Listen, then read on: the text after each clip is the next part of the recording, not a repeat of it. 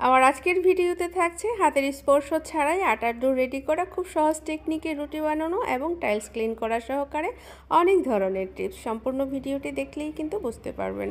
আসসালামু আলাইকুম সবাইকে। আলহামদুলিল্লাহ আমরা ভালো আছি, আশা করি আপনারাও ভালো আছেন। যে যেখান থেকে দেখছেন সম্পূর্ণ ভিডিওটি দেখার জন্য আমন্ত্রণ রইল।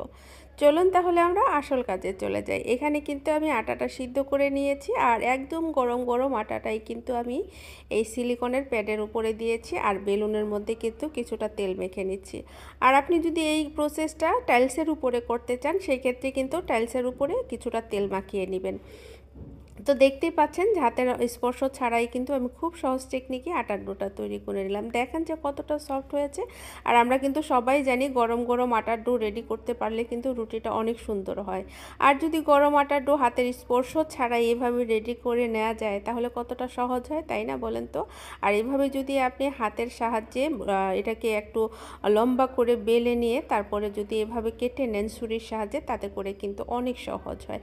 আর সবচেয়ে সহজ টেকনিকে রুটি বানানো হচ্ছে এই রুটি মেকারের সাহায্যে। এখন আপনারা বলবেন হয়তোবা যে কি দেখাচ্ছে না গো। হ্যাঁ, এর চাইতে সহজ কোনো টেকনিক নেই। যে যত প্রসেস দেখাক, বিশ্বাস করেন আপনার এই প্রসেস ছাড়া আর রুটি বানানোর কোনো সহজ টেকনিক নেই।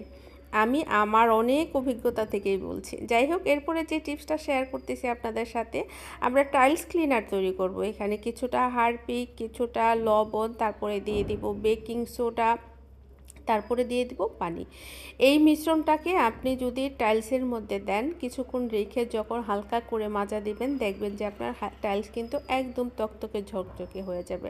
আর আমার কথা যদি বিশ্বাস না হয়, একবার অন্তত ট্রাই করে দেখবেন, নিশ্চয়ই কোনো ক্ষতি হবে না একবার ট্রাই করে দেখতে, তাই না? যাই হোক, এরপরে যে টিপসটা শেয়ার করতেছি, এখানে কিন্তু নিয়ে নিলাম আমি একটু চালের গুঁড়া, হলুদ, আর দিয়ে দিব এখানে আমি একটু লেবুর রস। আর এরপরে কিন্তু আমি এর মধ্যে দিয়ে দিব গোলাপ জল। যদি আপনার ঘরে কাঁচা দুধ থাকে সেক্ষেত্রে আপনি কাঁচা দুধটাও ব্যবহার করতে পারেন, হয় গোলাপ জল নয়তো কাঁচা দুধ, দুইটার একটা দিলেই চলবে। তো এই মিশ্রণটা তৈরি করে গোসলের আধা ঘন্টা আগে যদি আপনার ব্রণের দাগ থাকে, মেস্তার দাগ থাকে বা রোদে পোড়ার দাগ থাকে, সেই সব দাগের মধ্যে যদি আপনি মেখে রেখে আধা ঘন্টা পরে গোসল করে ফেলেন, দেখবেন আপনার দাগগুলি কিন্তু রিমুভ হয়ে যায়। আর এখন যে রেমেডিটা তৈরি করে আপনাদের সাথে শেয়ার করব, এই রেমেডিটা যদি আপনারা ব্যবহার করেন, তাতে করে কিন্তু আপনাদের ঘাড়, গলা, কোনোয় যদি কালো দাগ থেকে থাকে সেগুলিও চলে যাবে। এখানে আমি 1 প্যাকেট কফি নিয়েছি, দিয়ে দিলাম হলুদ, তার মধ্যে দিয়ে দিচ্ছি একটু লেবুর রস, তারপরে দিয়ে দিব একটু বেকিং সোডা। এই কয়টা মিশ্রণ করে তারপরে যদি আপনার কোনো রকম কালো দাগ থাকে ঘাড়, গলা, কোনোইতে, সেই অংশগুলির মধ্যে আধা ঘন্টা মাখিয়ে রেখে তারপরে যদি গোসল করেন, পরপর কয়েকদিন করলে দেখবেন যে আস্তে আস্তে আপনার দাগগুলি কিন্তু রিমুভ হয়ে যাচ্ছে। আমরা অনেকেই কিন্তু এগুলিকে ভুয়া মনে করি, কিন্তু আপনি যদি ট্রাই করেন তাহলে কিন্তু এটার উপকারিতাটা পাবেন, তাই না? তবে কয়েকদিন করতে হবে। এখানে কিন্তু দিয়ে দিলাম একটা কফি, একটা শ্যাম্পু। আপনাদের চুলের গ্রোথ বুঝে আপনারা পরিমাণটা তৈরি করবেন। তারপরে দিয়ে দিলাম কিন্তু এখানে একটু লেবুর রস। আর এর আগেই কিন্তু আমি একটা লিকার জ্বালিয়ে রেখেছিলাম, মানে চায়ের লিকার জাল করে একটা পানি তৈরি করে রেখেছিলাম। এখন কিন্তু সেই চায়ের লিকারটা ছেঁকে পানিটা যে তৈরি করেছিলাম সেই পানিটা এটার মধ্যে মিক্সড করে দেব।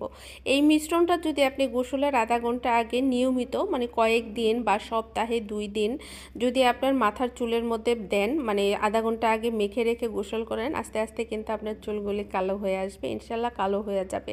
এরপরে যে টিপসটা শেয়ার করতেছি, আমাদের ঘরে কিন্তু বিস্কিট যখন আনি তখন বিস্কিটের প্যাকেটের ভিতরে এরকম একটা বক্স থাকে, কিন্তু সেই বক্সগুলো আমরা অধিকাংশ সময় ফেলে দিই, কিন্তু আপনি কিন্তু এই বক্সের মধ্যে পানি ভরে ডিপ ফ্রিজে রেখে দিলে এইগুলি বরফ হয়ে যাবে, আর সেই বরফগুলি কিন্তু আপনি বিভিন্ন কাজে ব্যবহার করতে পারবেন। অনেকেই কমেন্টস করেছেন এর আগের ভিডিওতে যে এটা ভিতরে রাখতে সমস্যা হয়। আপনি একটা ট্রে অথবা প্লেটের মধ্যে রেখে যদি এই আইসটাকে জমিয়ে নেন, তাতে করে কিন্তু সহজ হয়। আর এই যে যারা এতক্ষণ আমার ভিডিও দেখলেন, তারা কি ভুলে গেছেন যে আমাকে একটু লাইক, কমেন্ট, সাবস্ক্রাইব, ফলো করে দিতে হবে? আপনাদের একটা লাইক, কমেন্ট, ফলো, সাবস্ক্রাইব কিন্তু আমার স্বপ্নটাকে পূরণ করতে পারে। আপনাদের কাছে রিকোয়েস্ট রইল, প্লিজ আমাকে একটু ফলো, সাবস্ক্রাইব অথবা লাইক, কমেন্টস করে যাবেন। আপনাদের দ্বারাই কিন্তু আমার স্বপ্নগুলি পূরণ হতে পারে। আপনারা ভালো থাকবেন, সুস্থ থাকবেন। আল্লাহ হাফেজ।